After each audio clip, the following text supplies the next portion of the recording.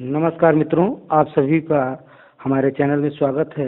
आज हम आप सबके लिए लेकर आए हैं द मास्टर की टू रिचेस, 21वीं सदी के लिए नया संस्करण। नेपोलियन हिल, सोचिए और अमीर बनिए। अमीरी की चाबी आपके हाथ में। नेपोलियन हिल के द्वारा यह किताब लिखी गई है और बहुत अद्भुत किताब है। सोचें, कई शताब्दियों पहले की बात है। फारस के सम्राट साइरस के सलाहकार क्रोसस नामक बहुत अमीर और समझदार दार्शनिक ने कहा था, हे सम्राट, मैं इस नतीजे पर पहुंचा हूं और इसे अपने दिल में हमेशा याद रखें कि इंसान की परिस्थितियां एक चक्र पर घूमती रहती हैं और चक्र को इस तरह से बनाया गया है कि यह किसी भी व्यक्ति को हमेशा सौभाग्यशाली बनने से रोकता है। जीवन का चक्र हम सब के लिए भाग्य को नियंत्रित करता है। यह चक्र विचार की शक्ति के माध्यम से काम करता है। अमीरी की चाबी इसलिए बनाई गई है ताकि आप इस महान चक्र पर नियंत्रण और विजय पा सकें, ताकि आप अपनी मनचाही चीजें प्रचुरता में पा सके, जिनमें दूसरे अध्याय में बताई गई जिंदगी की 12 महान दौलतें शामिल हैं। अब आप इस फिलॉसफी का अध्ययन करना शुरू कर रहे हैं। इतना याद रखें कि जो चक्र किसी भी व्यक्ति को हमेशा सौभाग्यशाली बनने से रोकता है, उसे इस तरह भी बनाया जा सकता है कि कोई भी व्यक्ति हमेशा दुर्भाग्यशाली न रहे, बशर्ते वह अपने मस्तिष्क को पूरी तरह नियंत्रित कर ले और जिंदगी में किसी निश्चित प्रमुख लक्ष्य को पाने के लिए उसका प्रयोग करे। पूर्व कथन। मैं अमेरिकी जनता को सफलता की इस फिलॉसफी के रूप में अपनी बेशुमार दौलत से भी ज्यादा बड़ी दौलत दे रहा हूँ। सफलता की इस फिलॉसफी का प्रयोग करके मैंने अपनी सारी दौलत हासिल की है। यह पंक्ति इस पृथ्वी के सबसे अमीर देश के एक बहुत अमीर व्यक्ति की वसीयत में थी और हम इसी महत्वपूर्ण पंक्ति से उस कहानी को शुरू करते हैं। हो सकता है कि यह कहानी इसे पढ़ने वाले की जिंदगी का सबसे निर्णायक मोड़ साबित हो। यह कहानी 1908 में शुरू होती है, जब एंड्रयू कार्नेगी ने एक विश्वसनीय व्यक्ति को बुलाया जिसकी ईमानदारी और निर्णय शक्ति का वे सम्मान करते थे।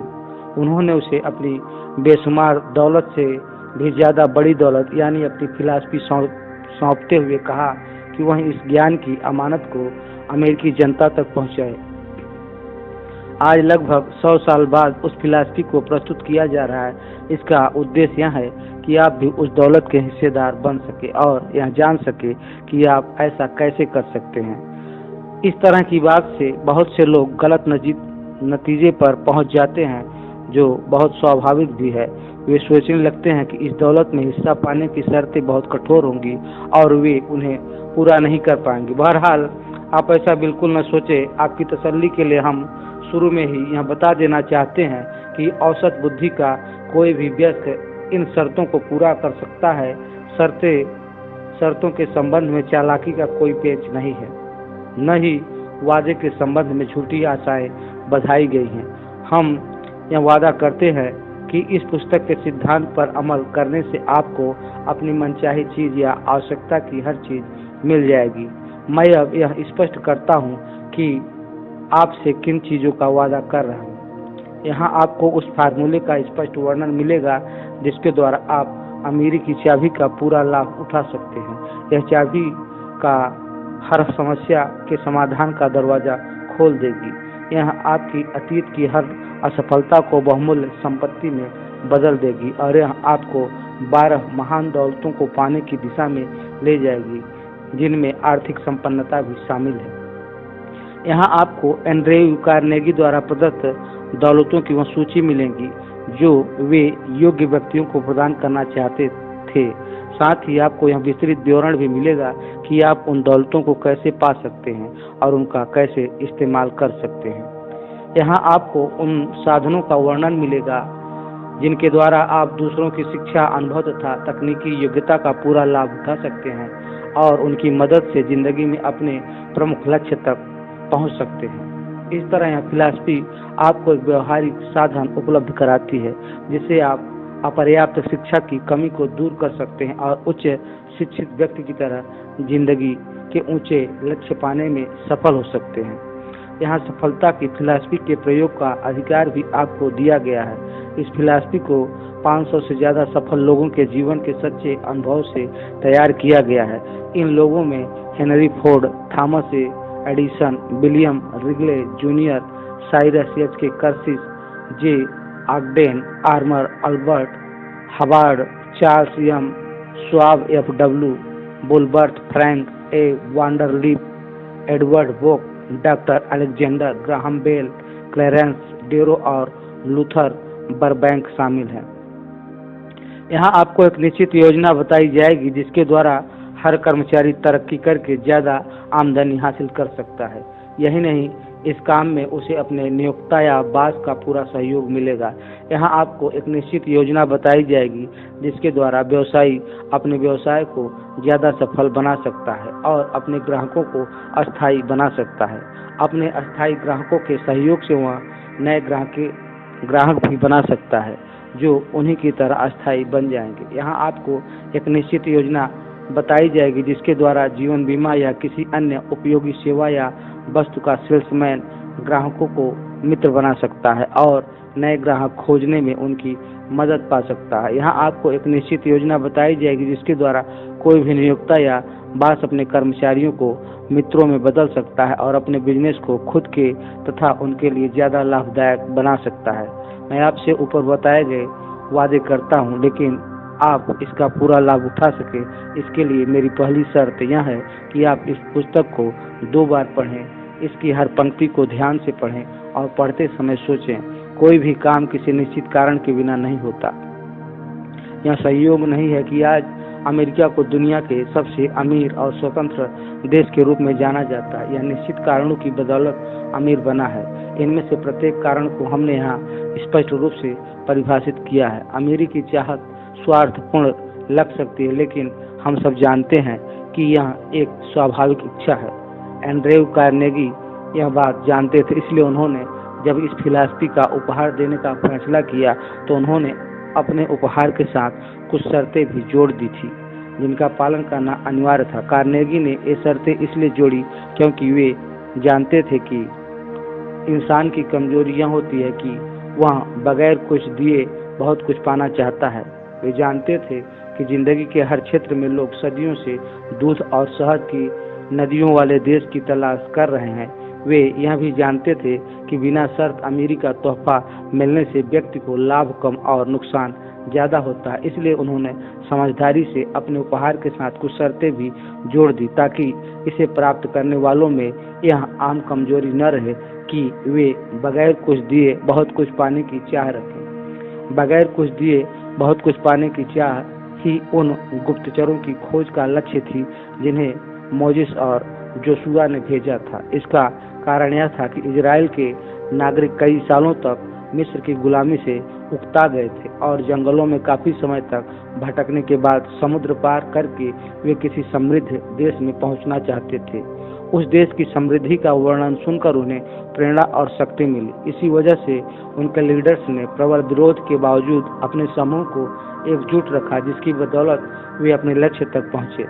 इसी तरह का उदाहरण हमें आधुनिक युग में भी मिलता है। जब कुछ लोगों ने इंग्लैंड छोड़कर अमेरिका में बसने का फैसला किया, वे न सिर्फ भौतिक समृद्धि की तलाश में आए थे बल्कि एक ऐसे देश की तलाश में भी आए थे जहां व्यक्तिगत पहल, शक्ति, आराधना की स्वतंत्रता, भाषा की स्वतंत्रता के प्रचुर अवसर हो। आधुनिक इतिहास में इतना साहसिक और बेहतरीन कदम किसी अन्य समूह ने नहीं उठाया। उन्होंने इस देश का विकास करके इसे समृद्ध बनाया। उन्हें सफलता और समृद्धि इसलिए मिली क्योंकि उनके पास एक सुदृढ़ फिलॉसफी पर आधारित थे। उनकी कोशिशों का एक सृजनात्मक लक्ष्य था जिसे एंड्रयू कार्नेगी ने सदियों बाद पहचाना। इसी फिलॉसफी की मदद से कार्नेगी ने न सिर्फ खुद ढेर सारी दौलत कमाई बल्कि उन्होंने अमेरिकी जनता के लिए भी ऐसे सशक्त नियम छोड़े हैं, अमीरी की ऐसी चाबी छोड़ी है जिसका इस्तेमाल करके वे भी ढेर सारी दौलत कमा सकते हैं। सदियों की मेहनत के बाद अमेरिकी संस्थापकों के वारिसों ने बहुत प्रगति कर ली है। उन्होंने ऐसी सभ्यता बना ली है जो दुनिया के इतिहास में अद्वितीय है।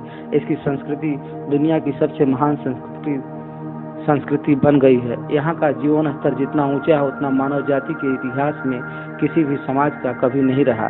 यहाँ के छोटे से छोटे नागरिक को भी इतना आराम, सुविधा, विलासिताएं और अवसर उपलब्ध हैं जो दुनिया के किसी अन्य देश के नागरिकों के पास न तो वर्तमान में है और न अतीत में थे। ये सभी लाभ ठोस नींव के कारण मिले हैं। ये सब लाभ लोकतंत्र की स्थापना से संभव हुए। अमेरिका के संस्थापकों ने इस धरती पर एक आदर्श राष्ट्र की स्थापना ऐसे सिद्धांतों के आधार पर की जिन्हें सफल होना ही था। इस तरह की सभ्यता मानव जाति के इतिहास में और कहीं नहीं मिलती। हालांकि इतिहास में बहुत से ऐसे दौर रहे हैं जब सभ्यता समृद्धि रही है। बहरहाल हमें यह नहीं भूलना चाहिए कि ऐसी हर सभ्यता में समृद्धि सिर्फ कुछ प्रतिशत लोगों या मुट्ठी भर नागरिकों तक ही सीमित थी। अतीत में बहुसंख्यक जनता सम्राटों या राजाओं की गुलामी थी, जिनमें से कई तानाशाह थे, जबकि आज अपनी इतनी बढ़िया जीवन का आनंद ले रहे हैं जो उस युग के राजाओं को भी नसीब नहीं थी। अतीत और आज की संस्कृतियों में भी फर्क है। यह देखें कि आज अमेरिका के छोटे से छोटे नागरिक के पास कितने सारे लाभ हैं। स्वतंत्र शिक्षा, स्वतंत्र मनोरंजन, रेडियो, कार, हवाई जहाज, सड़कों का तंत्र, संचार के आधुनिक साधन, स्वतंत्र आराधना, ये और हजारों अन्य लाभ आज अमेरिका के सभी नागरिकों के पास है जो अतीत के लोगों के पास नहीं थे। यह अंतर इसलिए है क्योंकि उद्देश्यों में फर्क था। यह अंतर इसलिए है क्योंकि अमेरिकी जीवन शैली के कारण इतना तीव्र विकास हुआ जो यूरोप या इंग्लैंड में कभी नहीं हो पाया। अमेरिका के नागरिक अपनी अंतरात्मा की आवाज का अनुसरण करने के लिए स्वतंत्र हैं। उनके पास आराधना की स्वतंत्रता है, भाषा की स्वतंत्रता है, प्रेस की स्वतंत्रता है, राजनीतिक मान्यता की स्वतंत्रता है, अपनी पसंद के किसी भी व्यवसाय में पहल शक्ति के पूर्ण उपयोग की स्वतंत्रता है और इन सब स्वतंत्रताओं की रक्षा एक ऐसी शासन प्रणाली करती है जो उनकी मेहनत के फल सुनिश्चित करती है। यह अंतर इसलिए है क्योंकि स्वतंत्रता, जीवन और सुख हमारे देश के विकास के आधार रहे हैं और समृद्धि जीवन हर नागरिक का लक्ष्य रहा है।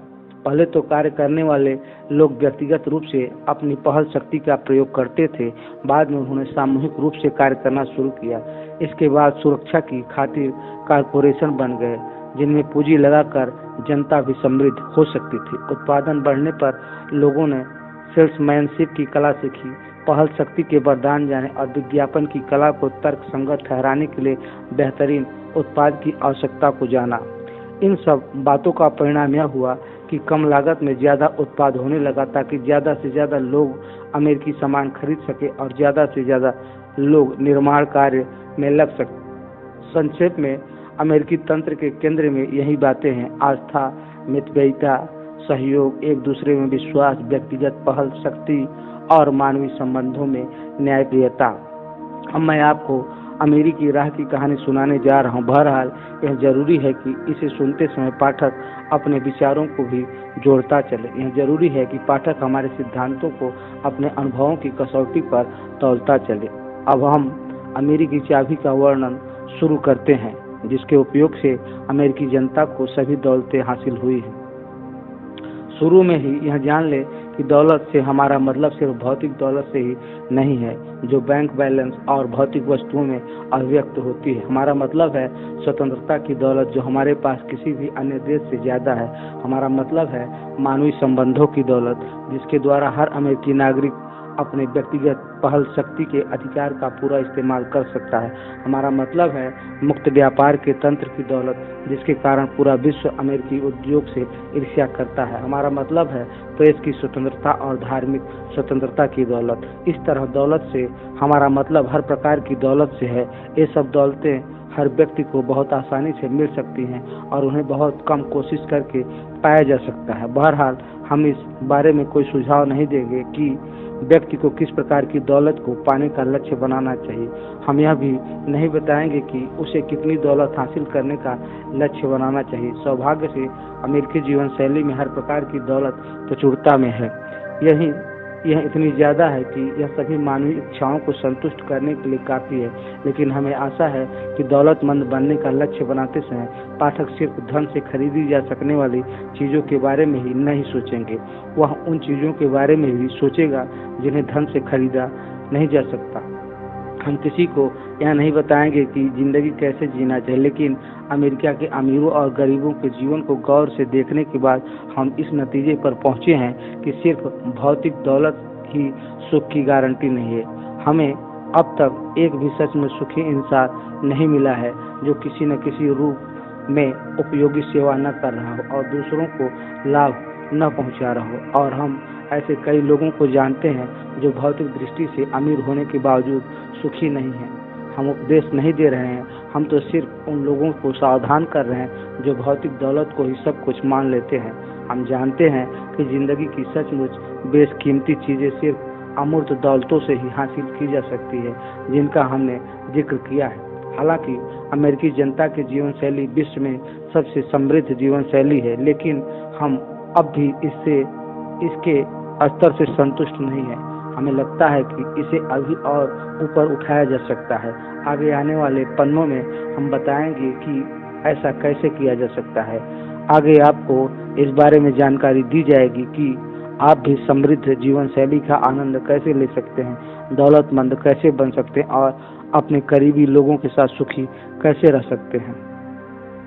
अध्याय 1, अमीरी की शुरुआत। दुनिया के सबसे बड़े होटल के सबसे बड़े कॉन्फ्रेंस हॉल में लोगों की भीड़ जमा थी। इसमें टोनी रॉबिन्स, दीपक चोपड़ा, स्टीफन कवी और ओपरा विनफ्री जैसे महान प्रेरक वक्ता भाषण दे सकते थे, लेकिन आज पहले से भी कहीं अधिक लोग एक वक्ता का भाषण इस लालच में सुनने आए थे कि वे भी उस वक्ता की तरह सफल होने के गुर सीख सकते हैं। इस कॉन्फ्रेंस के विज्ञापन में वक्ता का नाम नहीं बताया गया था, बस इतना कहा गया था कि उसके पास बिलियनों डॉलर की संपत्ति है। बड़े बड़े देशों के लीडर उससे सलाह लेते हैं, फॉर्च्यून 500 कंपनियों के प्रमुख उसकी राय जानना चाहते हैं। लेकिन आज वह वक्ता आम लोगों से बात करना चाहता है, उन लोगों से जिनमें कभी वह भी शामिल था, उन लोगों से जो सफलता के रहस्य जानने के लिए बेताब थे। वक्ता का दावा था कि वह सफलता का रहस्य बताएगा और यह स्पष्ट कर देगा कि जिंदगी में जबरदस्त सफलता पाने वाले लोगों और जिंदगी को जैसे तैसे गुजारने वाले लोगों में क्या फर्क होता है। यह वक्ता अनूठा था जिसके भाषण सुनने के लिए श्रोताओं को कोई फीस नहीं देना थी। कॉन्फ्रेंस में हिस्सा लेने के लिए भी किसी तरह की कोई शर्त नहीं थी। बहरहाल शुरुआत सत्र के बाद रुकने का फैसला करने वाले लोगों को एक शपथ लेना था कि कॉन्फ्रेंस खत्म होने के बाद वे इससे सीखे गए गुर दूसरों को उदारता से बताएंगे। कोई भी नहीं जानता था कि वक्ता की बातचीत किस विषय पर केंद्रित होगी। बहरहाल हर पेशे के लोगों को आमंत्रित किया गया था। वहाँ पर डॉक्टर, वकील, दंत चिकित्सक, टैक्सी ड्राइवर, दुकानदार, इंजीनियर, मजदूर और स्कूल के शिक्षक मौजूद थे। वे सब वक्ता के मुंह से वे सिद्धांत सुनने को आतुर थे जिनसे उनके सामने अमीरी की राहें खुल जाएंगी। हर धर्म के पादरी, पुजारी वहाँ मौजूद थे। वे वक्ता के प्रेरक विचारों को सुनकर उन्हें अपने समुदाय के लोगों तक पहुँचाना चाहते थे। अखबारों के रिपोर्ट मधुमक्खियों की तरह मंडरा रहे थे। बहुत सारे कैमरे मंच पर केंद्रित थे। CNN, MS, NBC, सी स्पैन और बाकी स्टेशनों की रिपोर्टर वहां पर इतनी ज्यादा संख्या में थे कि मंच के पास खड़े होने की होड़ लगी हुई थी। मंच पर लगा पर्दा धीरे धीरे उठा। पर्दे के पीछे से एक व्यक्ति गहरे रंग का सूट पहनकर मंच पर आया। उसने श्रोताओं को शांत करने के लिए अपना हाथ उठाया। तत्काल शोर थम गया और श्रोता खामोश हो गए। उसने वक्ता का संक्षिप्त परिचय देते हुए सिर्फ इतना कहा, साथियों, मुझे गर्व है कि मैं आपके सामने दुनिया के सबसे अमीर व्यक्ति को पेश कर रहा हूँ। आपको अमीरी की चाबी के बारे में बताना चाहते हैं। उसी समय एक लंबा व्यक्ति हाथ में कई कागज लेकर तेजी से मंच पर आया। उसकी पोशाक शानदार थी। उसका सूट गहरा नीला था। उसकी नीली शर्ट पर सुनहरी धारियां थी और उसकी टाई सुनहरी थी। मंच की रोशनी में उसके हीरे के कफ लिंक चमक रहे थे। कुल मिलाकर वह बहुत अमीर दिख रहा था। उसके सफेद बाल घने और सुंदर थे। उसकी उम्र लगभग 60 साल लग रही थी। कैमरों की चमक के बीच वह कुछ पल तक खामोश खड़ा रहा। फिर धीरे धीरे उसने प्रभावशाली आवाज में बोलना शुरू किया। मैं आज आपसे जो कहने जा रहा हूँ वहाँ आपको अजीब लगेगा, लेकिन मैं चाहूँगा कि आप मेरी पूरी बातें सुने। आप यहाँ अमीरी की चाबी की तलाश में आए हैं। आप यहाँ इसलिए आए हैं क्योंकि हर इंसान यह चाहता है कि उसे ज़िंदगी में बेहतर चीज़ें मिले। यह इच्छा सब में होती है। आप में से कुछ आर्थिक सुरक्षा भी चाहते होंगे जो सिर्फ पैसों से मिल सकती है। आप में से कुछ यहाँ चाहते होंगे कि आपको अपनी प्रतिभा के उपयोग का कोई ऐसा रास्ता मिल जाए जिससे आप अमीर बन सके और खुशहाल जीवन बिता सके। आप में से कुछ अमीरी का आसान रास्ता खोज रहे होंगे और बदले में कुछ दिए बिना दौलत पाना चाहते होंगे। यह भी एक आम इच्छा है, लेकिन यह एक ऐसी इच्छा है जिससे आपका भला नहीं होने वाला, इसलिए मैं इसे बदलना चाहूँगा। अपने अनुभव से मैंने यह सीखा है कि बदले में कोई चीज़ दिए बिना कुछ भी नहीं मिलता। अमीर बनने का एक निश्चित ही तरीका है। यह तरीका सिर्फ वही लोग जान सकते हैं जिनके पास अमीरी की चाबी होती है। श्रोता खामोशी से बैठे रहे। इस व्यक्ति का भाषण अतिशयोक्तिपूर्ण लग रहा था। वह बड़े बड़े दावे कर रहा था। अगर वक्ता इतना प्रतिष्ठित नहीं होता तो कई लोग हाल छोड़कर घर चले गए होते। बहरहाल वे जानते थे कि यह व्यक्ति उन्हें बहुत कुछ सिखा सकता है, इसलिए उन्होंने अपने संदेह को नजरअंदाज करने का फैसला किया और वे अपनी कुर्सियों पर जमकर बैठ गए। अमीरी की चाबी एक बहुत अद्भुत तकनीकी है। यह चाबी जिसके पास होगी वह उस दरवाजे को खोल सकता है जहां उसे अपनी सभी समस्याओं का समाधान मिल जाएगा। इसमें डेविड कॉपरफील्ड से भी ज्यादा जादुई शक्तियां हैं। यह अच्छी सेहत का दरवाजा खोलती है, यह प्रेम और रोमांस का दरवाजा खोलती है, यह दोस्ती का दरवाजा खोलती है, यह व्यक्तित्व और चरित्र के ऐसे गुणों को उभारती है जिससे अस्थायी मित्र बनते हैं। यह वह तरीका बताती है जिससे हर दुख, असफलता, निराशा, गलत निर्णय और अतीत की पराजय को सफलता और समृद्धि में बदला जा सकता है। यह मृत आशाओं को दोबारा जीवित करती है। यह वह फार्मूला बताती है जिससे इंसान असीम बुद्धि के विशाल भंडार से संपर्क करके उसका दोहन कर सकता है। इसमें आस्था अहम भूमिका निभाती है। यह गरीबों को ऊपर उठाती है और उन्हें शक्ति, शोहरत और दौलत की बुलंदियों पर पहुंचाती है। यह समय की सुइयों को पीछे घुमाती है और समय बूढ़े हो गए लोगों में यह युवाओं जैसा उत्साह भर देती है। यह वह तरीका बताती है जिससे इंसान अपने मस्तिष्क को पूरी तरह से नियंत्रित कर सकता है। इसकी मदद से इंसान अपनी भावनाओं और विचारों की शक्ति को पूरी तरह से नियंत्रित कर सकता है। यह कम शिक्षित लोगों की कमियों को दूर करती है और उन्हें उच्च शिक्षित लोगों के समान अवसर प्रदान करती है। और अंत में यह एक एक करके जिंदगी की 12 बड़ी दौलतों के दरवाजे खोलती है जिनका वर्णन मैं आपके सामने करने जा रहा हूँ। मेरी बात ध्यान से सुने। न सिर्फ अपने कान खुले रखें बल्कि अपने दिल और दिमाग को भी खुला रखें। यह याद रखें कि आप वह नहीं सुन सकते हैं जिसे सुनने के लिए आप तैयार न हो। इस तैयारी के लिए बहुत सी चीज़ों की जरूरत होती है। इसमें उद्देश्य के प्रति गंभीरता और विनम्रता की जरूरत होती है। इसके लिए यह सच्चा एहसास होना भी जरूरी है कि इंसान का ज्ञान सीमित है और यह भी कि अपने समझे ज्ञान के बाद भी इंसान युद्ध के माध्यम से एक दूसरे को मार रहे हैं और दूसरे की मेहनत के फल को धोखे या चोरी से छीनना चाहते हैं। मैं आपको सच्चाई बताऊंगा, मैं बहुत से सिद्धांत बताऊंगा। हो सकता है आपने उनमें से कई सिद्धांतों के बारे में पहले न सुना हो, क्योंकि उनका ज्ञान सिर्फ उन्हीं लोगों को होता है जो मेरी बताई डिग्री ऑफ फेलोशिप के लिए तैयार हो। हालांकि डिग्री या फेलोशिप हासिल करने वाले लोगों की संख्या कम है लेकिन तेजी से बढ़ रही है। डिग्री या फेलोशिप हासिल करना। फेलोशिप में जिंदगी के हर क्षेत्र, राष्ट्रीयता और धर्म के लोग हैं। इनका उद्देश्य यह बताना है कि ब्रह्मांड की असीम बुद्धि के कितने सारे लाभ मिल सकते हैं। फेलोशिप धर्मनिरपेक्ष है और इसका उद्देश्य आर्थिक लाभ नहीं है। इसके सदस्य व्यक्तिगत रूप से काम करते हैं। इसमें कोई औपचारिक लीडर नहीं होता, लेकिन जो व्यक्ति डिग्री या फेलोशिप हासिल कर लेता है वह खुद लीडर बन जाता है। इसकी सदस्यता की सिर्फ यही शर्त है कि जो लोग यह डिग्री हासिल कर लें वे इन सिद्धांतों से हासिल ज्ञान को उदारता से दूसरों को बताएं।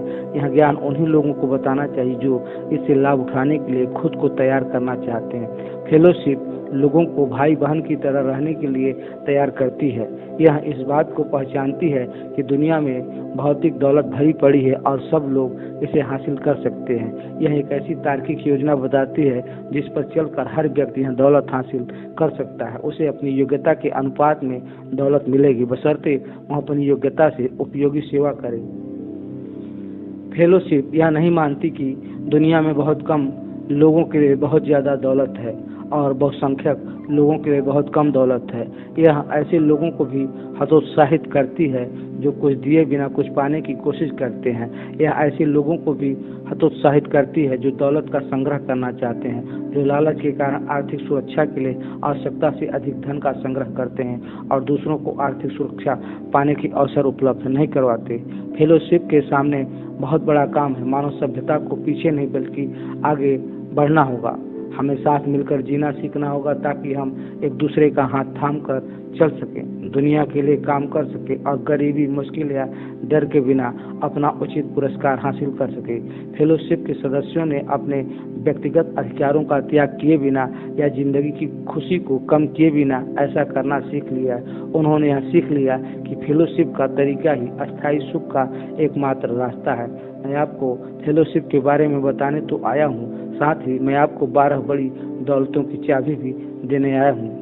आपको कई स्वरूपों का मार्गदर्शन मिलता है। 12 बड़ी दौलतों का वर्णन करने से पहले मैं आपको बताना चाहता हूँ कि आपके पास पहले से बहुत सारी दौलत है जिसका आप में से ज़्यादातर लोगों को तो एहसास भी नहीं होगा। सबसे पहले तो यह जान लें कि हर इंसान के भीतर एक से ज़्यादा व्यक्तित्व होते हैं। हालांकि आप खुद को एक व्यक्तित्व वाला ही मानते होंगे, दरअसल हर इंसान की तरह आपके भीतर भी कम से कम 2 व्यक्तित्व होते हैं, कईयों में तो और भी ज़्यादा होते हैं। आपका एक स्वरूप तो वह होता है जिसे आप आईने में देखते हैं, यह आपका भौतिक या शारीरिक स्वरूप होता है। बहरहाल यह स्वरूप तो सिर्फ वह घर है जिसमें आपके दूसरे स्वरूप या व्यक्तित्व निवास करते हैं। इस घर में कम से कम 2 अलग अलग तथा विरोधी व्यक्तित्व रहते हैं और हमेशा एक दूसरे के साथ संघर्ष करते हैं। एक व्यक्तित्व नकारात्मक होता है जो डर, शंका, गरीबी और बीमारी के माहौल में सोचता तथा जीता है। आपका यह स्वरूप असफलता की उम्मीद करता है और इसकी यह उम्मीद लगभग हमेशा पूरी होती है। यह व्यक्तिगत जिंदगी की उन परिस्थितियों के बारे में ज़्यादा सोचता है जिन्हें आप चाहते तो नहीं हैं लेकिन जिन्हें आपको मजबूरी में स्वीकार करना पड़ता है, जैसे गरीबी, लोभ, अंधविश्वास, डर, शंका, चिंता और बीमारी। और दूसरा आपका सच्चा स्वरूप है, अदर सेल्फ है। यह व्यक्तित्व सकारात्मक होता है। यह समृद्धि, अच्छी सेहत, प्रेम, मित्रता, व्यक्तिगत सफलता, रचनात्मक सपने और दूसरों की सेवा के संदर्भ में सोचता है। यह व्यक्तित्व आपको इन सब नियामतों को हासिल करने की राह भी दिखाता है। यही स्वरूप आपको 12 बड़ी दौलतों को पहचानने और हासिल करने में समर्थ बनाता है। यही आपको अमीरी की चाबी पाने में समर्थ बनाता है। मैं जो कह रहा हूँ वह कल्पना की उपज या हवाई बात नहीं है। वैज्ञानिक शोध में यह बात साबित हो चुकी है कि हमारे भीतर बहुल व्यक्तित्व होते हैं। आप में से कईयों ने मार्टिन सेलिगमैन का नाम सुना होगा। वे एक विख्यात मनोवैज्ञानिक और शोधकर्ता हैं। उन्होंने 25 साल तक आशावाद या सकारात्मक चिंतन के प्रभाव का अध्ययन किया। उनका शोध उन बहुत से वैज्ञानिक उदाहरणों में से एक है जिन्होंने प्रमाणित किया कि हमारे विचारों में हमारे भाग्य को प्रभावित करने की असीम शक्ति होती है। आप में बहुत सी दौलतें छिपी हैं जिनके बारे में आपको पता ही नहीं होगा। इन छिपी हुई दौलतों के बारे में आप न तो जानते हैं न ही उनका इस्तेमाल करते हैं। इनमें से एक है रेडियो प्रसारण तथा ग्रहण स्टेशन। यह स्टेशन इतना शक्तिशाली होता है कि यह दुनिया के किसी भी हिस्से से विचार के कंपनों को ग्रहण कर सकता है या वहां तक पहुंचा सकता है। यह स्टेशन इतना शक्तिशाली होता है कि ब्रह्मांड में व्याप्त असीम बुद्धि, इन्फिनिट इंटेलिजेंस से संपर्क कर सकता है और उसका दोहन कर सकता है। आपका रेडियो स्टेशन अपने आप काम करता है, यह लगातार काम करता है, चाहे आप सो रहे हों या जाग रहे हों, यह काम करता रहता है और हर समय इसका नियंत्रण आपके 2 प्रमुख व्यक्तित्वों यानी नकारात्मक व्यक्तित्व या सकारात्मक व्यक्तित्व में से किसी एक के हाथ में होता है। जब नकारात्मक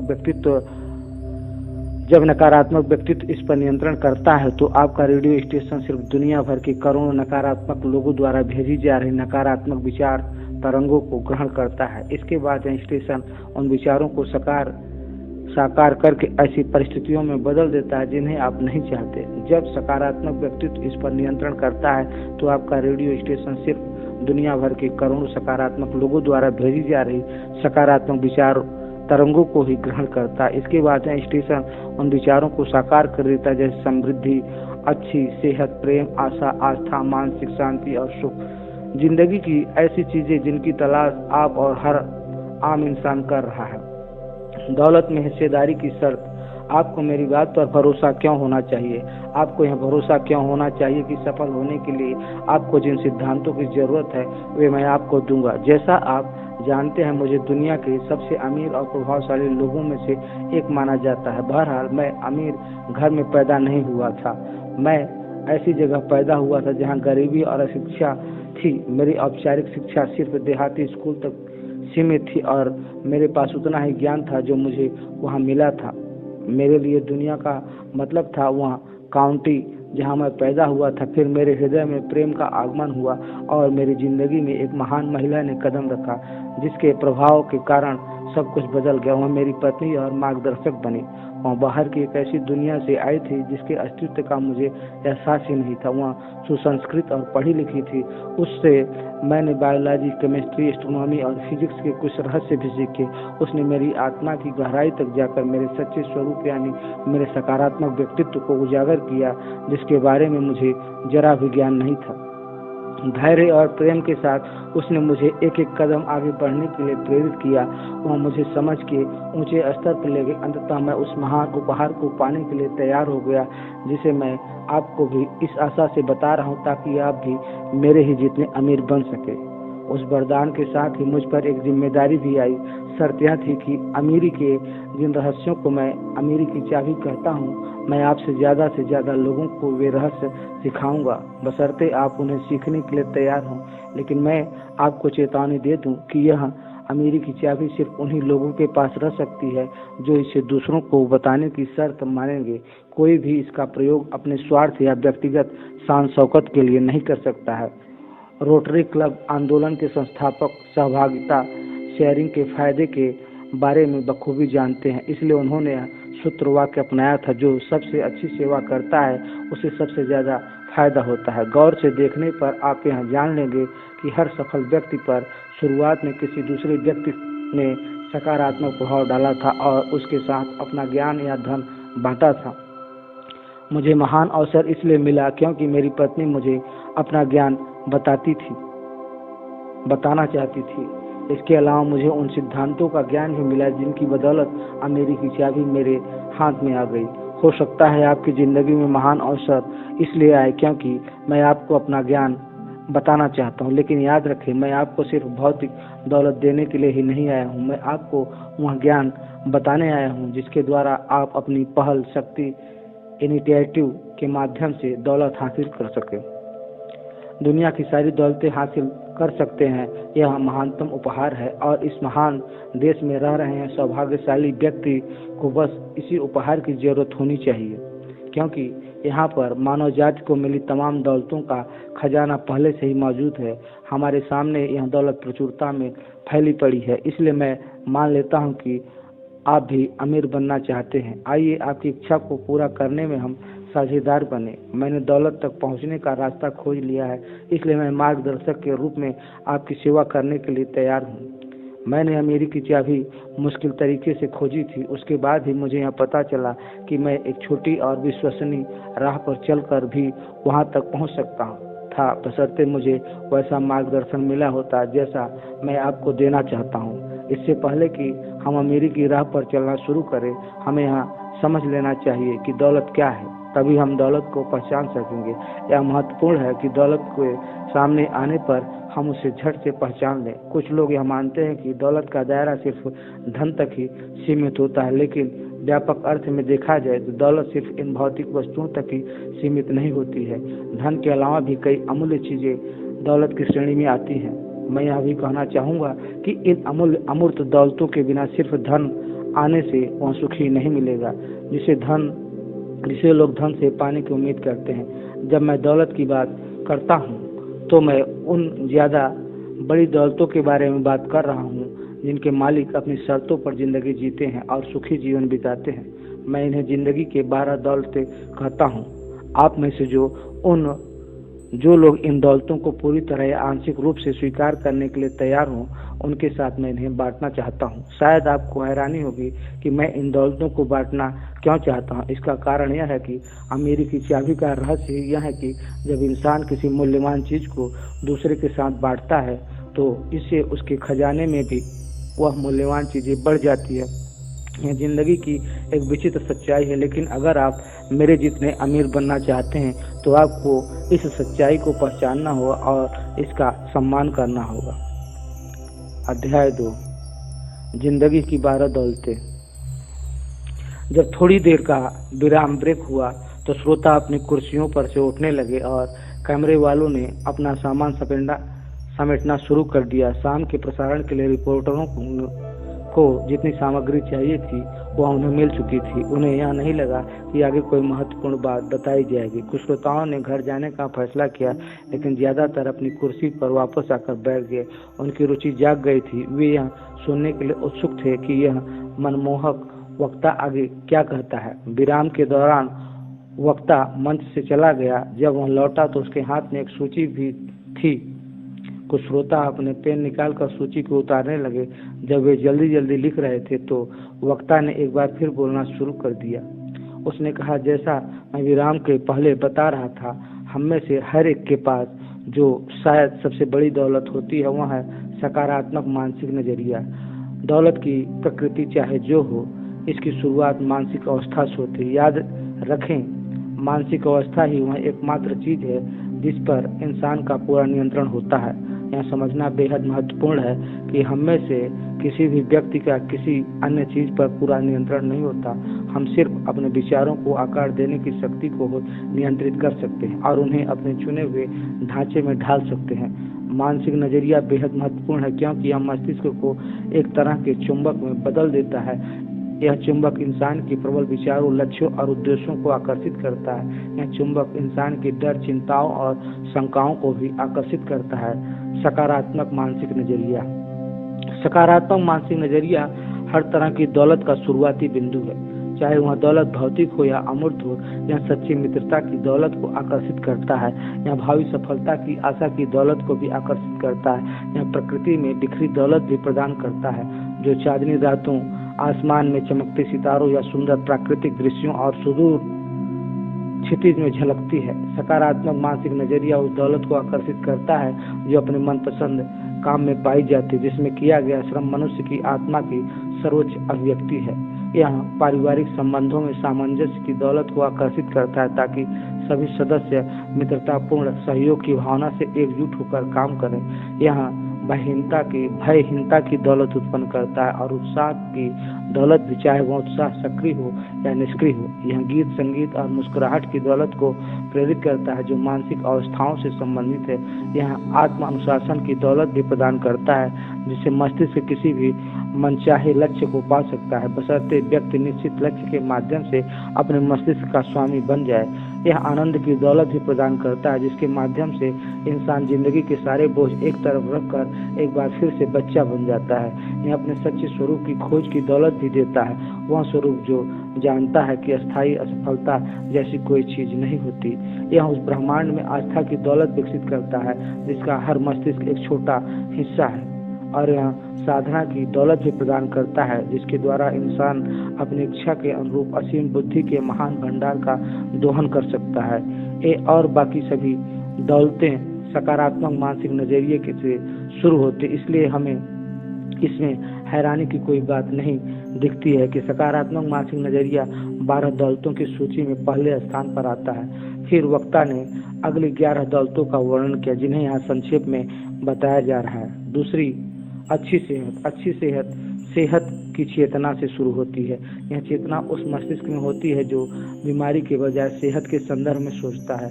इसमें संयत भोजन और व्यायाम के संकल्प की जरूरत होती है। मानवीय संबंधों में सामंजस्य। तीसरा, दूसरों के साथ सामंजस्य की शुरुआत अपने ही स्वरूप से होती है। जैसा शेक्सपियर ने कहा था, अगर तुम अपने स्वरूप के प्रति सच्चे रहोगे तो जिस तरह दिन के बाद रात आती है, उसी तरह यह भी होगा कि तुम किसी भी व्यक्ति के प्रति झूठे नहीं रहोगे। डर से मुक्ति। किसी भी चीज से डरने वाले व्यक्ति को स्वतंत्र नहीं कहा जा सकता। डर बुराई का दूत है। यह जहाँ होगा वहाँ कोई न कोई ऐसी बुरी चीज जरूर होगी जिसे हटाने के बाद ही हम सचमुच दौलतमंद बन सकते हैं। हमारे दिमाग में ये 7 मूलभूत डर होते हैं: गरीबी का डर, आलोचना का डर, बीमारी का डर, प्रेम खत्म होने का डर, स्वतंत्रता छिन जाने का डर, बुढ़ापे का डर और मृत्यु का डर। 5वां, सफलता की आशा। किसी अपूर्ण इच्छा की पूरी होने की आशा से जो सुख मिलता है वह सबसे बड़ा सुख होता है। जो व्यक्ति भविष्य के प्रति आशावादी नहीं होता है या बेहतरीन बनने की आशा से काम नहीं करता, वह गरीब होता है। अतीत में किसी लक्ष्य तक पहुंचने में असफल हो चुका व्यक्ति अगर भविष्य में उस लक्ष्य तक पहुंचने की कोशिश नहीं कर रहा है तो वह इतना ज्यादा गरीब है कि उसका वर्णन नहीं किया जा सकता। 6वां, आस्था की क्षमता। आस्था चेतन मस्तिष्क और विशाल ब्रह्मांड के बीच की कड़ी है। यह मस्तिष्क के बगीचे की वह उपजाऊ मिट्टी है जिसमें जिंदगी की सभी दौलतों की फसल पैदा हो सकती है। यह वह अमृत है जो विचार के संवेग को रचनात्मक शक्ति देता है और सक्रिय बनाता है। आस्था ही सभी तथाकथित चमत्कारों का आधार है। आस्था ही उन बहुत से रहस्यों का आधार है जिन्हें तर्क या विज्ञान के नियमों द्वारा नहीं समझाया जा सकता। यह वह आध्यात्मिक रसायन है जिसे प्रार्थना के साथ मिलाने पर तत्काल ईश्वर के साथ सीधा संबंध बन जाता है। आस्था ही वह शक्ति है जो विचार की ऊर्जा को उसके भौतिक रूप में बदल देती है।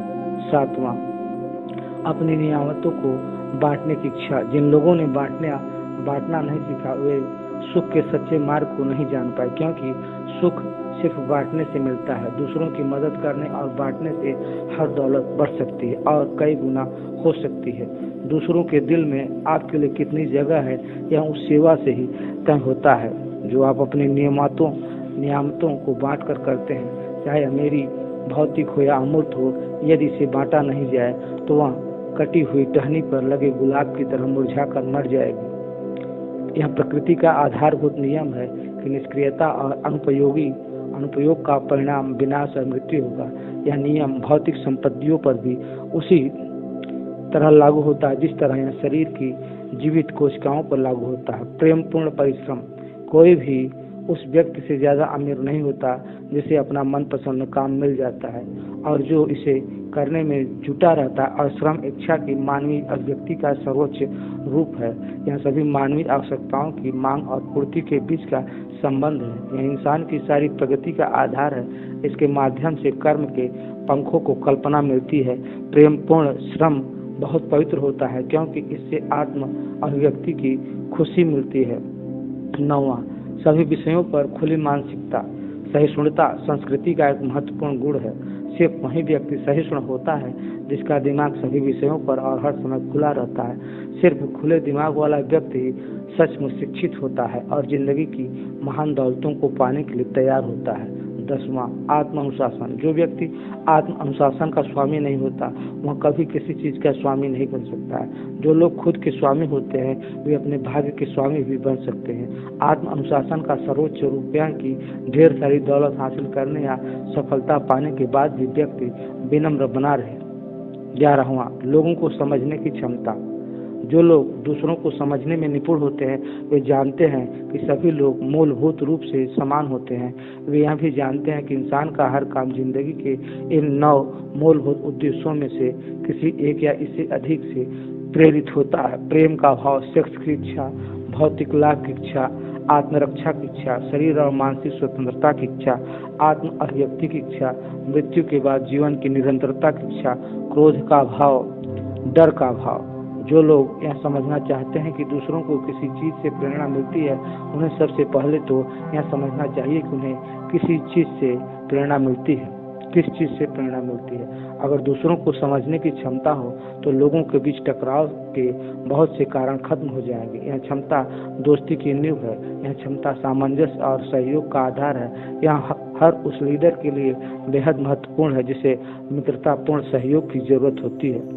आर्थिक सुरक्षा 12वां। 12 दौलतों में सबसे आखिरी दौलत आर्थिक सुरक्षा, लेकिन इसका यह मतलब नहीं है कि यह सबसे कम महत्वपूर्ण है। आर्थिक सुरक्षा सिर्फ अमीर बनने से हासिल नहीं होती, यह तो आपके द्वारा की गई सेवा से हासिल होती है। सिर्फ उपयोगी सेवा को ही मानवीय आवश्यकताओं के सभी रूपों में बदला जा सकता है, चाहे इसमें धन का प्रयोग हुआ हो या न हुआ हो।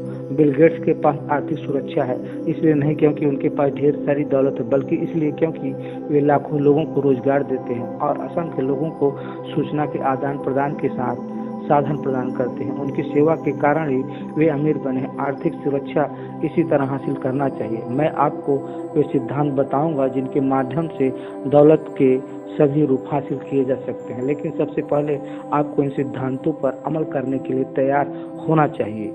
अपने मस्तिष्क को अमीरी के लिए आपको उसी तरह तैयार करना चाहिए जिस तरह बीज बोने के लिए मिट्टी को तैयार किया जाता है। शायद आपने यह बात सुनी होगी, जब विद्यार्थी तैयार होता है तो शिक्षक अपने आप सामने आ जाता है।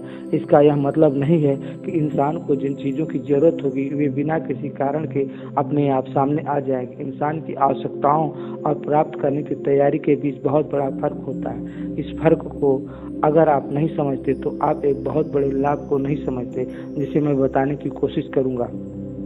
नए विचारों को अपनाने की चुनौती। यह आपको शुरू में तो अजीब लग सकता है, लेकिन आपको हताश नहीं होना चाहिए, क्योंकि सभी नए विचार पहल अजीब लगते हैं। अगर आपको इस तरीके की व्यावहारिकता पर शक हो तो यह जान ले कि इसी ने मुझे बेहद दौलतमंद बनाया है। इंसान की प्रगति हमेशा इसलिए धीमी रही है क्योंकि लोग नए विचारों को स्वीकार नहीं करना चाहते। एक दिन सैन बर्नार्डिनो कैलिफोर्निया में रे क्रॉक ने मैकडोनाल्ड भाइयों का सफल हैमबर्गर स्टैंड देखा। उन्होंने वहीं यह फैसला कर लिया कि वे एक फास्ट फूड फ्रेंचाइजी चेन बनाएंगे जिसके सभी फ्रेंचाइजी एक ही तरीके से काम करें। उस समय बहुत कम लोगों ने यह सोचा होगा कि यह अधेड़ मिल्क शेक सेल्समैन आगे चलकर एक विश्वव्यापी साम्राज्य स्थापित कर लेगा। जब हैलाइड कॉरपोरेशन के प्रेसिडेंट जोसेफ विल्सन ने 914 कॉपीइंग मशीन को कंपनी जगत में लोकप्रिय बनाने की कोशिश की तो किसी ने रुचि नहीं दिखाई। बहरहाल उनकी कंपनी और मैनेजमेंट टीम कोशिश करती रही। आज जेरॉक्स कॉरपोरेशन हैलाइड कॉरपोरेशन का बदला हुआ नाम के पास बिलियनों डॉलर की संपत्ति है। John H Johnson ebony magazine के संस्थापक हैं। जब उन्होंने अमेरिकियों के लिए रीडर्स डाइजेस्ट जैसी पत्रिका निकालने की बात सोची तो बहुत से लोगों ने उन्हें ऐसा न करने की सलाह दी। वर्षों बाद ब्लैक एंटरप्राइज मैगजीन ने उनके प्रकाशन समूह को शीर्षक अश्वेत स्वामित्व के कॉरपोरेशन का खिताब दिया। मैं इन उपलब्धियों का जिक्र सिर्फ यह याद दिलाने के लिए कर रहा हूं कि जो लोग अलग राह चुनते हैं उन्हें अपनी राह की बाधाओं का सामना करने और उनसे उबरने की तैयारी करना चाहिए। अगर आप इसका अनुसरण करते हैं, इस फिलॉसफी को अपनाते हैं और इसके परिणामों पर विश्वास करते हैं तो यह आपके लिए भी उसी तरह काम करेगा जिस तरह इसने मेरे लिए किया। आपके मार्गदर्शक के रूप में मैं आपकी सेवा करूंगा। मेरी कोशिशों के बदले में मुझे पारिश्रमिक भी मिलेगा जो आपको मिलने वाले लाभ के अनुपात में होगा। पारिश्रमिक का सार्वभौमिक नियम यह सुनिश्चित करता है हो सकता है कि मुझे सीधे आपसे पारिश्रमिक न मिले, लेकिन यह किसी न किसी तरह से मिलेगा अवश्य, क्योंकि ईश्वर की महान योजना के अनुसार किसी भी उपयोगी सेवा का उचित पारिश्रमिक अवश्य मिलता है। एमर्सन ने कहा है, काम कर दो और आपके पास शक्ति होगी। इस तरह आपकी सेवा करने से मुझे भी फायदा होगा। इसके अलावा मुझे उस शर्त का पालन भी करना है जिसके तहत मुझे अपनी दौलत के वरदानों को दुनिया के साथ बांटना है। मैंने अपनी दौलत दूसरों के सहयोग से हासिल की है। मैंने देखा है कि अस्थायी दौलत हासिल करने वाले लोग जब अमीरी की सीढ़ी पर चढ़ते हैं तो उनके दोनों हाथ फैले होते हैं। उनका एक हाथ ऊपर की तरफ होता है जिससे वे शिखर पर पहुंचने वाले लोगों की मदद लेते हैं। उनका दूसरा हाथ नीचे की तरफ रहता है ताकि वे उन लोगों की सहायता कर सके जो अब भी चढ़ रहे हैं। मैं आपको बता दूं कि अमेरिकी राह पर आपको भी अपने दोनों हाथ फैलाकर चलना चाहिए। एक से मदद ले, दूसरे से मदद दे। यह एक लोकप्रिय सच्चाई है कि मन चाहे लक्ष्यों को खोज रहे दूसरे लोगों की मदद किए बिना कोई भी व्यक्ति अस्थायी सफलता या दौलत हासिल नहीं कर सकता। बांटने और मदद करने की इस इच्छा के कारण ही मैं आज आपको यह संदेश दे रहा हूँ। अब दौलत पाने के अपने मस्तिष्क को तैयार करने की प्रक्रिया का अगला कदम आता है। आपको जिंदगी के पुरस्कार हासिल करने के लिए 9 आदतें सीखनी होगी। ये आदतें हैं, दिन रात मेरी मदद करती हैं। ये डर, ईर्ष्या, लोभ, शंका, अनिर्णय और टाल मटोल से मेरी रक्षा करती। इन्होंने मुझे पहल करने के लिए प्रेरित किया, मेरी कल्पना को सक्रिय रखा, मुझे निश्चित लक्ष्य दिए और उन तक पहुंचने की आस्था दी। इन्होंने मेरे मस्तिष्क को सचमुच तैयार किया। इन्हीं ने मेरे सकारात्मक मानसिक नजरिए का निर्माण किया। अब लंच का समय हो गया। लंच के बाद मैं आपको 9 आदतों के बारे में बताऊंगा ताकि उनकी मदद से आपको भी वही पुरस्कार मिल सके जो मुझे मिला है। अध्याय 3, जिंदगी के पुरस्कार दिलाने वाली 9 आदतें।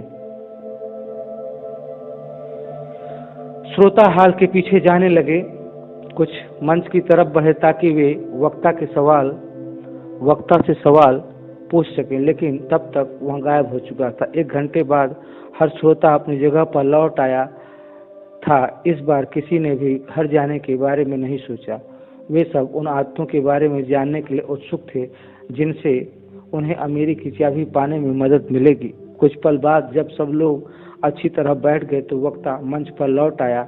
उसने कहा, मुझे यह देखकर खुशी हुई कि सभी लोग लौट आए। मैंने वादा किया था कि मैं आपको उन 9 आदतों के बारे में बताऊंगा जिनका प्रयोग मैं सकारात्मक नजरियों को बनाए रखने के लिए करता हूँ। मैं आपको वे आदतें बताता हूँ। पहली आदत है कृतज्ञता। जिंदगी में आपको जो भी चीज मिली है उसके लिए कृतज्ञ रहें। रोजाना मैं हर उस चीज की प्रशंसा करता हूँ जो मुझे मिली है। मैं कहता हूँ, आज बहुत सुंदर दिन है। इसने मुझे अच्छी सेहत और अच्छा दिमाग दिया है। इसने मुझे भोजन और कपड़े दिए हैं। इसने मुझे दूसरों की सेवा का एक और मौका दिया है। इसने मुझे मानसिक शांति दी और हर डर से मुक्ति दी है। इस सभी वरदानों के लिए मैं कृतज्ञ हूँ। इसके बाद भौतिक समृद्धि की आदत आती है। हर दिन आपको अपने मस्तिष्क को समृद्ध और प्रचुरता की चेतना भरनी चाहिए। इसके साथ ही आपको अपने मस्तिष्क से गरीबी और अभाव के डर को बाहर निकालना चाहिए। तीसरी आदत है अच्छी सेहत की आदत। हर दिन इस बारे में सोचें कि आप अपने शरीर की कैसी देखभाल कर रहे हैं, आप क्या खा रहे हैं, आप अपने तनाव का किस तरह सामना कर रहे हैं। स्वास्थ्य के बारे में सजग रहने से आपकी सेहत सुधरती है और अच्छी बनी रहती है। चौथी आदत, मानसिक शांति का अभ्यास करें। खुद के बनाए सभी अवरोधों और खुद की बनाई हुई सभी सीमाओं से अपने मस्तिष्क को मुक्त करें। इस तरह अपने शरीर और मस्तिष्क को पूरा आराम दें। अगली आदत है आशा की आदत। आपकी जो इच्छाएं आज पूरी हो चुकी हैं उनके लिए कृतज्ञ रहें। साथ ही आशा भी रखें कि आपकी आने वाले कल के लक्ष्य भी पूरे हो जाएंगे। छठी आदत है आस्था।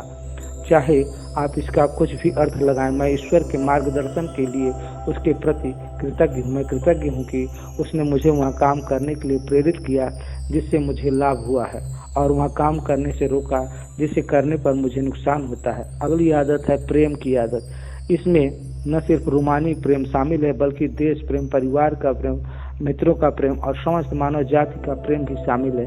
अपनी अमीरी को संपर्क में आने वाले लोगों के साथ बांटने के लिए प्रेरित हो। अपनी जिंदगी में प्रेम के बारे में सचेत रहें क्योंकि इससे जिंदगी मधुर बनती है और दूसरों के साथ आपके संबंध भी मधुर रहते हैं।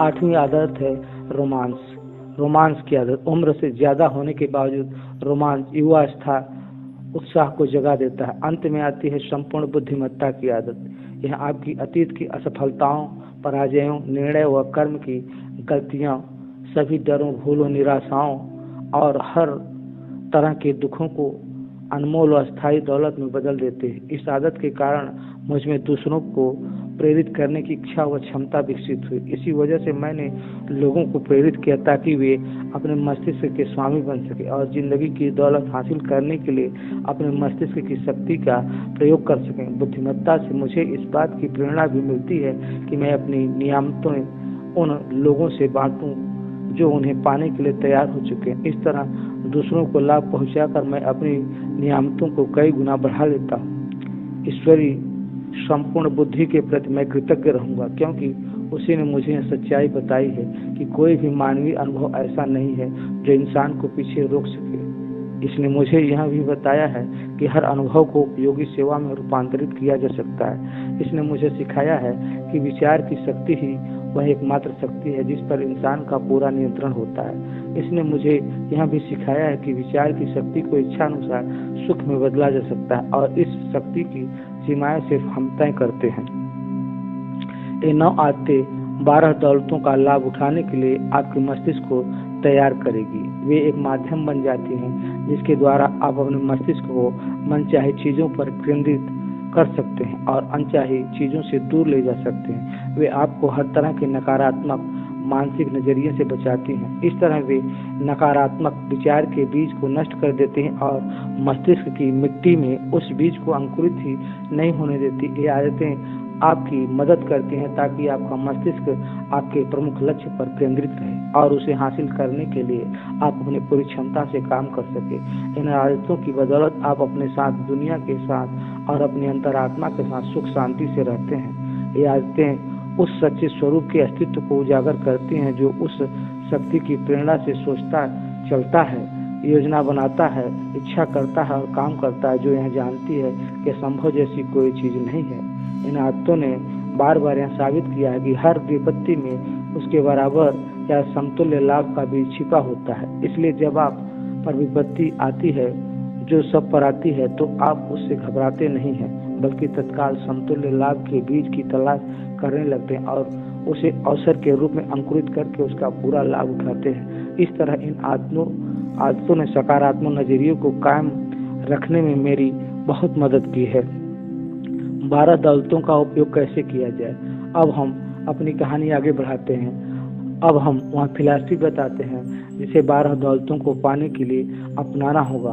दौलत हासिल करने के लिए मस्तिष्क को तैयार करने का तरीका मैं बता चुका हूँ, लेकिन यह तो सिर्फ शुरुआत है। मुझे अभी यह बताना है कि इंसान इन दौलतों का स्वामी कैसे बन सकता है और उनका पूरा उपयोग कैसे कर सकता है। कहानी 1 सदी से भी पहले की है। इसकी शुरुआत एंड्रयू कार्नेगी के जीवन से होती है।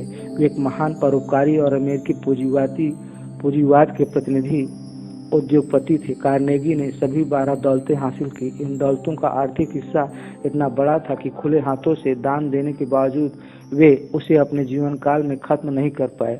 उनकी मृत्यु के बाद यह हिस्सा उन लोगों के पास आ गया जो अब भी इसका प्रयोग मानव जाति के हित में कर रहे हैं।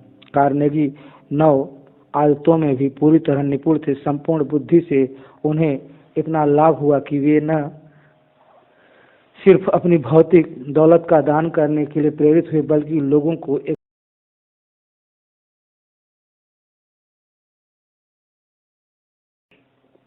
इस फिलॉसफी में 17 सिद्धांत हैं जो हर दृष्टि से अमेरिका के महान संविधान और अमेरिकी पूंजीवाद के सिद्धांत के अनुरूप हैं। इस फिलॉसफी को संकलित करने में 20 साल की मेहनत लगी है। इसमें कार्नेगी के अलावा 500 अन्य महान अमेरिकी उद्योगपतियों ने सहयोग दिया। इन सभी ने अमेरिकी पूंजीवाद में जिंदगी भर के व्यवहारिक अनुभव से सीखे गए सिद्धांत बताकर इस फिलॉसफी के संकलन में अपना योगदान दिया। सफलता की फिलॉसफी को संकलित करने का कारण बताते हुए कार्नेगी ने कहा था, मैंने अपना पैसा दूसरों की मेहनत से कमाया है और जितनी जल्दी हो सके मैं इसे लोगों को वापस लौटाना चाहता हूँ। समस्या यह है कि मैं उन लोगों को दान नहीं देना चाहता हूँ जो कुछ दिए बिना कुछ पाने की इच्छा से प्रेरित होते हैं। बहरहाल धन मेरी सबसे बड़ी दौलत नहीं है। मेरी असली दौलत तो वह ज्ञान है जिससे मैंने अमूर्त और मूर्त हर तरह की दौलत पाई है। इसलिए मैं चाहता हूँ कि इस ज्ञान को एक फिलॉसफी का रूप देकर हर उस व्यक्ति को उपलब्ध कराया जाए जो अमेरिकी अर्थव्यवस्था में अपने सुनहरे अवसर की तलाश करता है। कार्नेगी लोगों को जो फिलॉसफी सौंपना चाहते थे उसी से मुझे 12 दौलतें मिली हैं। आज जिंदगी के मेरे पास जो कुछ है वह सब उसी फिलॉसफी से मिला है। मैं यहाँ जिन दौलतों के बारे में बता रहा हूँ, अगर आप उन्हें पाना चाहते हैं तो आपको भी इस फिलॉसफी को अपनाना चाहिए और इस पर अमल करना चाहिए। इस फिलॉसफी के सिद्धांतों को विस्तार से बताने से पहले मैं आपको संक्षेप में बताना चाहता हूँ कि अब तक इसकी बदौलत दुनिया भर के लोगों को कितना लाभ हुआ है। इसका अनुवाद 4 भारतीय भाषाओं में हो चुका है और यह भारत के